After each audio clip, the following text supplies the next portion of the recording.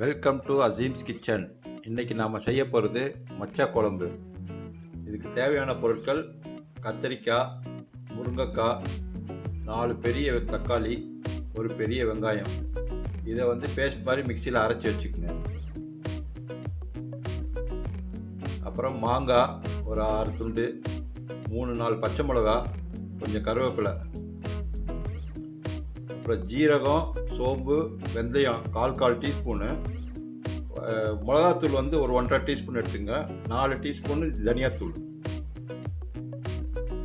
ஒரு பெரிய சைஸ் எலுமிச்சம்பழம் சைஸுக்கு புளி எடுத்து அதை தண்ணியில் கரைச்சி வச்சுக்கோங்க. மொச்சப்பயிரை கடாயில் நல்லா வறுத்துட்டு தண்ணியில் கொஞ்சம் நேரம் ஊற வச்சுங்க. அதுக்கப்புறம் அதை கொஞ்சம் உப்பு போட்டு குக்கரில் ஒரு 6 விசில் வர வரைக்கும் வேக வச்சு இறக்கி வச்சுங்க. அந்த தண்ணியை கீழே ஊற்றிடாதீங்க, அந்த தண்ணியோடு அப்படியே வச்சுருங்க. தண்ணியோடு தான் ஊற்ற போகிறோம் நம்ம. இப்போ அடுப்பு பற்ற வச்சுட்டு கடாயை வச்சு எண்ணெய் ஊற்றிங்க. தேவையான அளவு எண்ணெய் ஊற்றிங்க. எண்ணெய் சூடாகணுன்னு எண்ணெய் சூடாயிடுச்சு. இப்போது அந்த ஜீரகம், சோம்பு, வெந்தயம் 1/4 டீஸ்பூன் எடுத்து வச்சுருக்கேன் இல்லையா, அதை 3ஐயும் அந்த சூடான எண்ணெயில் போட்டு கொஞ்சம் நேரம் பொரிய விடுங்க.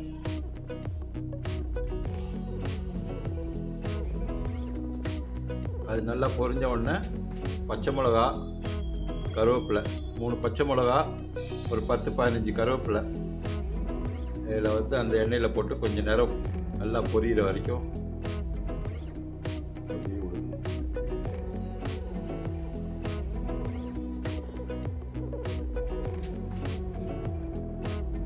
கருவேப்பிலை நல்லா பொரிஞ்ச உடனே நல்லா பொரிஞ்சிருச்சு. ஸ்மெல்லாம் அந்த எண்ணெயில் இறங்கியிருக்கும். இப்போ அரைச்சி வச்சுருக்கோம் இல்லையா, தக்காளி, வெங்காயம், 4 தக்காளி, ஒரு வெங்காயம், அந்த பேஸ்ட்டை அந்த எண்ணெயில் விட்டு அப்படியே கொஞ்சம் நேரம் வதக்கணும். அந்த பச்சை வாசனை போகிற வரைக்கும் அது நல்லா கொஞ்சம் நேரம் வதக்கிக்குங்க. ஒரு 2-3 மினிட்ஸ் வதங்கினதுக்கப்புறம் அந்த எண்ணெய்லாம் லேசாக வெளியே வரும். அப்போது அந்த மிளகாத்தூள் 1.5 டீஸ்பூன் மிளகாத்தூள் இருக்குல்ல, அதை போட்டு மிக்ஸ் பண்ணிடணும். காரம் ஜாஸ்தி வேணுன்றவங்க இன்னும் ஒரு 1/2 டீஸ்பூன் எக்ஸ்ட்ராவாக மிளகாத்தூள் போட்டுக்கணும். காரம் கம்மியாக வேணுன்றவங்க கொஞ்சம் கம்மி பண்ணிக்கணும். அதுக்கப்புறம் உப்பு 1 டீஸ்பூன் அளவுக்கு உப்பு போட்டிருக்கேன். உங்களுக்கு உப்பு பார்த்துட்டு நீங்கள் தேவைப்பட்டுச்சுன்னா கொஞ்சம் எவ்வளோ தேவைக்கு ஏற்ற மாதிரி உப்பு ஆட் பண்ணிக்கலாம். நல்லா மிக்ஸ் பண்ணி அந்த எண்ணெய் தனியாக பிரிஞ்சு வர்ற வரைக்கும் அதை வேக விடணும். பாருங்கள், தனியாக வெண்ணெய் வந்துருச்சா. இப்போ கத்திரிக்காய், முருங்கைக்காய் நான் வெட்டி வச்சுருக்க மாதிரி அந்த சைஸில் அதே மாதிரி வெட்டி, இதை வெட்டி வெளியே வச்சிங்கனாக்கா கருப்பாயிடும். அதனால் தண்ணியில் போட்டு வச்சுருங்க.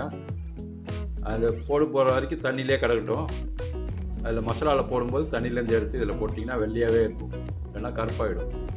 இது நல்லா மசாலா அதில் மிக்ஸ் ஆகிற மாதிரி நல்லா கிண்டி விட்டுட்டே இருக்கணும். இப்போ மல்லித்தூள் 4 டீஸ்பூன் மல்லித்தூள் அது மேலே போட்டு அதையும் சேர்த்து மிக்ஸ் பண்ணணும். மாங்காவையும் அது மேலே போட்டுருங்க. நல்லா மிக்ஸ் பண்ணுங்கள். இந்த நேரத்தில் கொஞ்சம் கேர்ஃபுல்லாக இருக்கணும், டக்குன்னு பிடிச்சிரும். ஏன்னா தண்ணி பேஸ்ட்டே தண்ணியே இல்லாமல் இருக்கு பாருங்கள். இது கொஞ்சம் நேரம் கிண்டி விட்டுட்டு புளிக்கரைசல் அதில் ஊற்றிருக்கு.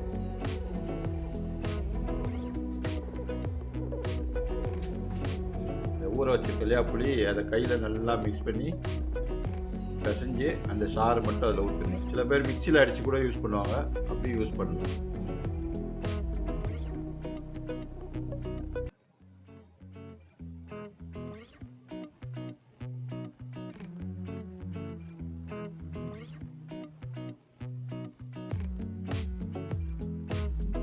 புளிக்கரைசல் ஊற்றிட்டு நல்லா கிளறி விட்டுருங்க. கட்டி விடாத அளவுக்கு கிளறிங்க. கட்டி கட்டி ஆகிரும் மல்லித்தூள். கொஞ்சம் அது கட்டி ஆகாத வரைக்கும் நல்லா கிளறி விட்டுட்டு அப்படியே மூடி ஒரு 10 நிமிஷம் வேக விட்டுணும்.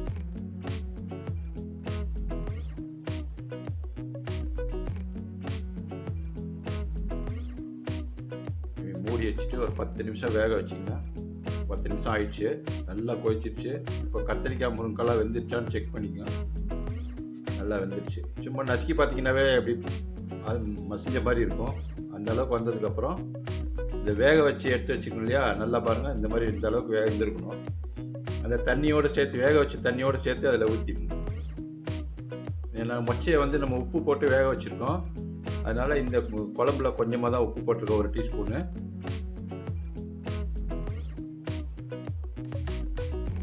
மொச்சை போட்டதுக்கப்புறம் மறுபடியும் மூடி வச்சு ஒரு 10 நிமிஷம் நல்லா கொதித்த உடனே அந்த மசாலா வாசனை எல்லாம் போன உடனே வெந்துருச்சு, நல்லா டேஸ்ட்டாக இருந்துச்சு. இப்போ பவுலுக்கு ஷிஃப்ட் பண்ணிடலாம்.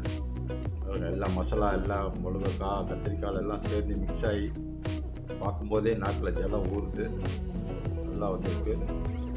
நீங்களும் வீட்டில் செஞ்சு பாருங்கள், எப்படி வந்திருக்குன்னு கமெண்ட் செக்ஷனில் கமெண்ட் பண்ணுங்கள். இந்த வீடியோ பிடிச்சிருந்ததுன்னா லைக் பண்ணுங்கள், ஷேர் பண்ணுங்கள், கண்டிப்பாக மறக்காமல் சப்ஸ்கிரைப் பண்ணுங்கள்.